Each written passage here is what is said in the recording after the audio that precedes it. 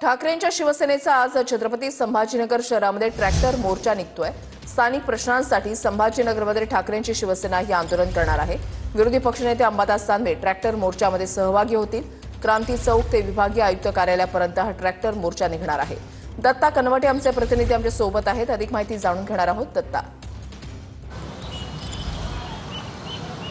नक्कीच वृषाली, छत्रपती संभाजीनगर शहरामध्ये आज क्या हुआ तेरा वादा या आंदोलनाचा भाग म्हणून ठाकरे गट शिवसेनेच्या वतीने ट्रॅक्टर मोर्चा काढला जाणार आणि याचीच तयारी या ठिकाणी जोरदार सुरू असल्याचं आपल्याला पाहायला मिळतंय।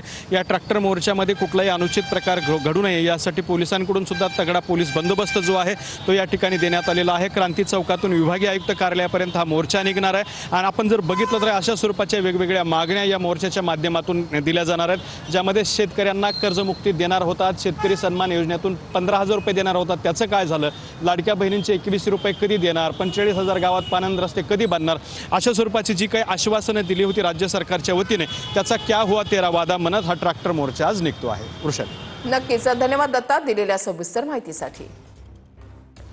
विरोधी पक्षनेते अंबादास दानवे ट्रॅक्टर मोर्चामध्ये सहभागी होणार आहेत। क्रांती चौक ते विभागीय आयुक्त कार्यालयापर्यंत हा ट्रॅक्टर मोर्चा निघणार आहे। ठाकरेंच्या शिवसेनेचा आज छत्रपती संभाजीनगरमध्ये ट्रॅक्टर मोर्चा निघतोय।